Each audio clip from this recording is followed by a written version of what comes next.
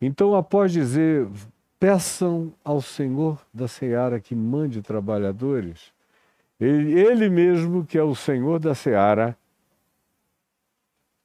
convida os primeiros trabalhadores explícitos para essa seara da pregação também explícita da boa nova do reino de Deus, que é o que você e eu devemos nos ocupar e não perder tempo com outras coisas, que muitas vezes são até importantes, mas que são distrações flagrantes e impeditivos horrorosos no que diz respeito a gente dedicar a paixão inteira do ser. E é uma paixão não fanatizante, é uma paixão que nos torna apaixonados fraternalmente por todos os seres humanos planetários. É isso que o Evangelho e que o amor do Espírito Santo provoca em nós. Quando o Evangelho e o amor do Espírito Santo não provocam isso em nós, é porque o Evangelho não nos chegou e o amor do Espírito Santo não nos atingiu. Porque quando acontece, é assim que a gente enxerga a vida, é assim que a gente enxerga o mundo, é assim que a gente enxerga as dimensões, é assim que a gente interpreta a existência. Aí ele, uma vez dizendo, rogai para que o Senhor da seara mande, ele mesmo chama os primeiros, porque ele é o verdadeiro Senhor da seara. E o capítulo 10 inicia dizendo, tendo chamado os seus 12 discípulos. Os seus 12. Eu acho interessante, primeiro, essa expressão, os seus 12. Antes disso, ele diz, rogai ao Senhor. Aí ele diz, ele mesmo chama, tendo chamado. Ou seja, ele é o Senhor a quem se deve pedir que envie os trabalhadores para a seara, e ele mesmo dá a demonstração disso, respondendo à oração que ele pede que os discípulos façam, chamando aqueles primeiros discípulos para serem os primeiros trabalhadores explícitos dessa seara, da qual eu faço parte e convido você a fazer parte também.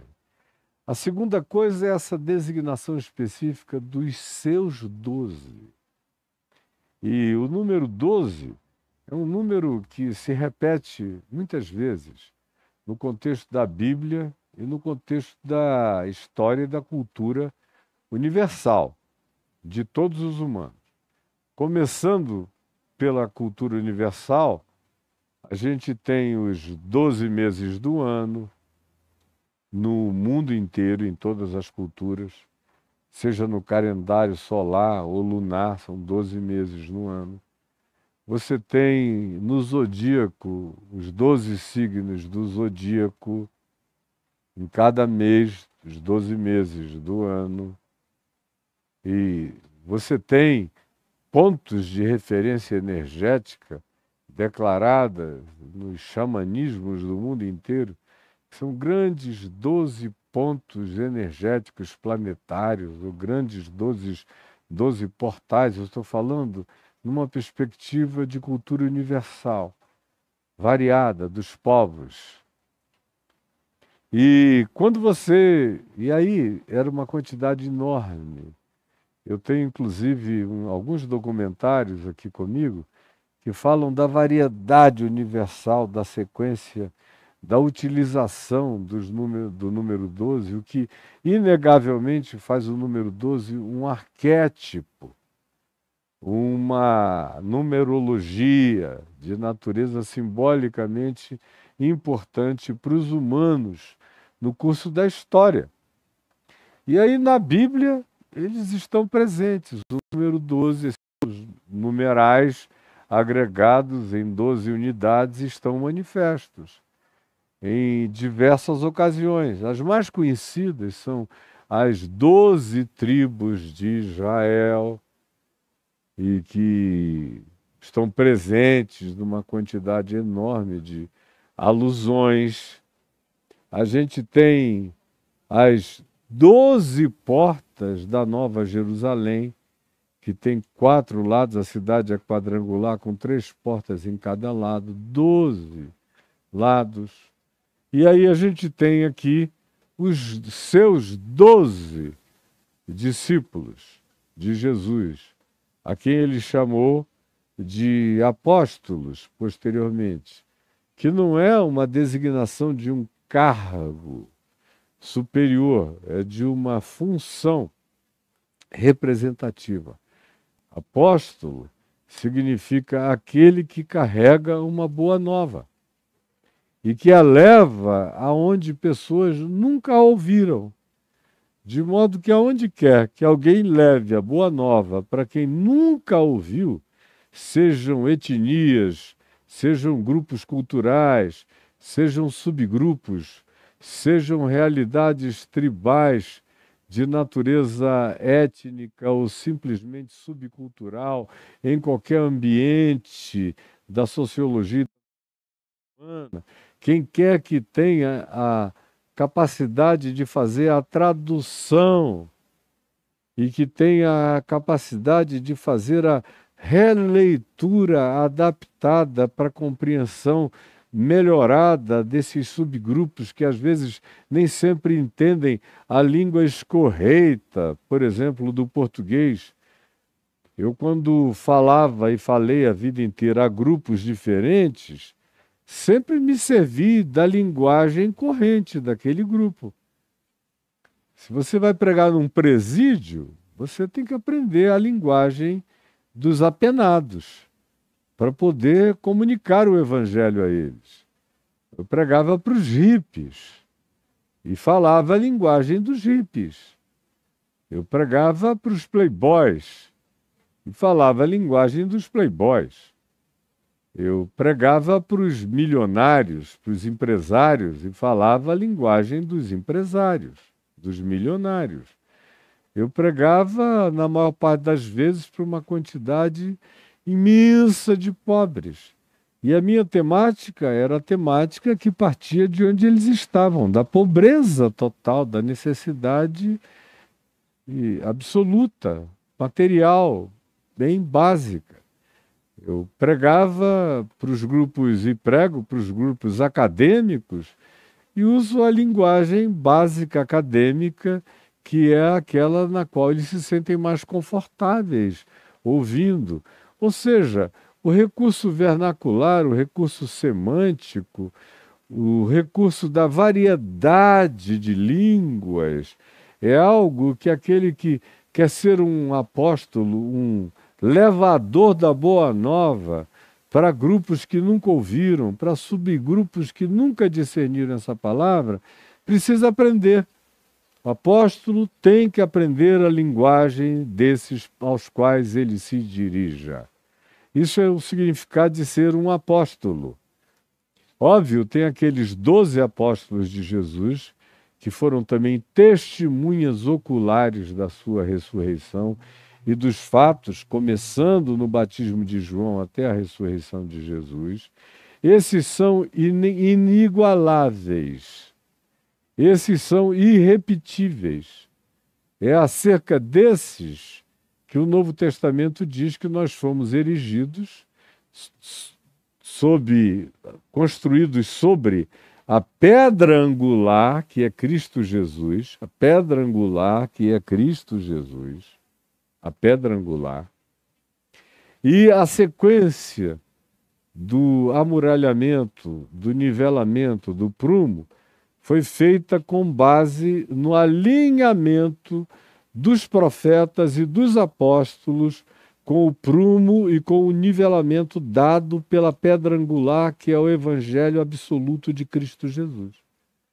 Então, o que os apóstolos falam de acordo com os alinhamentos do Evangelho de Jesus e o que os profetas falam de acordo com esse mesmo alinhamento é o fundamento sobre o qual a verdadeira Igreja de Deus é construída.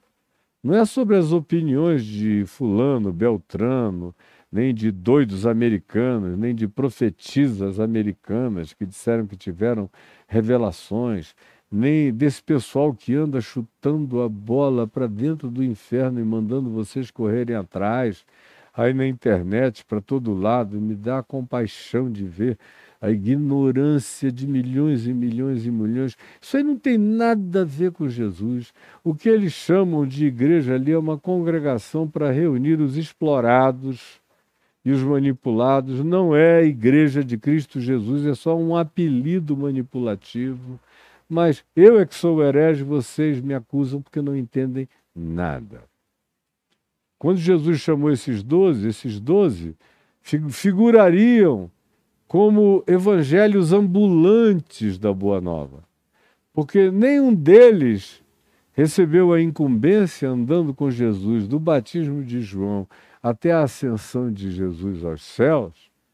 Nenhum deles recebeu a incumbência de ser escriba de Jesus, de ser o historiador de Jesus. Jesus não disse para nenhum deles: olha, tu que és o mais desenvolto em línguas, em vernáculo, tanto em aramaico, quanto em hebraico, quanto em grego, serás o meu escriba, anotando tudo enquanto a gente anda. Não, não deu essa missão para ninguém. Ele confiou na memória, confiou no coração, e antes de ir, disse: eu não deixarei vocês órfãos, o meu Espírito vai fazer vocês lembrarem de todas as coisas que eu vos tenho ensinado.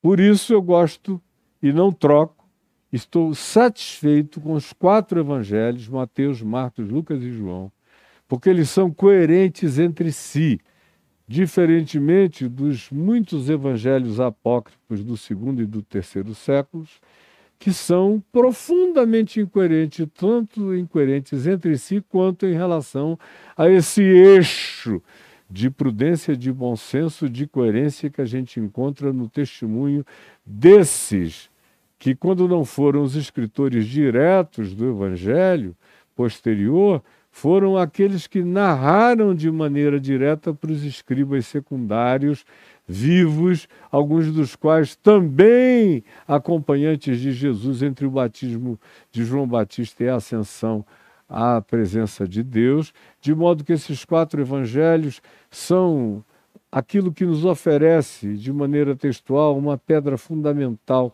para fazermos uma síntese e uma sinapse do entendimento da mente de Cristo. E as outras coisas que se alinhem, os profetas e os apóstolos. Encontrando esse alinhamento, está feito o fundamento para erigir a verdadeira Igreja de Cristo, a verdadeira catedral espiritual, universal de Deus no mundo, o verdadeiro corpo de Cristo que carrega dons, solidariedades e leva em si mesmo o enervamento da sensibilidade do Espírito Santo por todo o mundo. E essas pessoas vão sentindo a dor humana em nome de Cristo Jesus como genuínos extensores e membros do corpo de Cristo espalhados pela terra, sejam eles de igrejas do cristianismo ou não, mas se forem gente do amor, como diz João, gente que ama, que vem de Deus, que procede de Deus e conhece a Deus, esses são os verdadeiros, genuínos filhos de Deus, com doutrina ou sem doutrina, com instrução ou sem instrução, são esses que fazem a obra de Deus, esses são os extensores do corpo de Cristo na face da terra, esses que pensam a vida com amor, compaixão, justiça, misericórdia, bondade, verdade, fidelidade, com as éticas das pautas de Jesus, sabendo do Evangelho ou não, todavia, se praticando isso, como Paulo diz em Romanos 2,16, eles se tornam juízes para si mesmos. No dia em que Deus abriu os segredos do coração, nós vamos ver como eles eram lindos e faziam parte da verdadeira igreja de Deus que você não reconheceu, que você não enxergou, que você desprezou, enquanto você abraçou essa moura torta, adoecida, essa bruxa enfeitiçada de maldades, de poções malignas, ministradas a você todos os dias em nome de Jesus, e só porque é feito em nome de Jesus você acha que precisa acolher essa realidade tão horrorosa.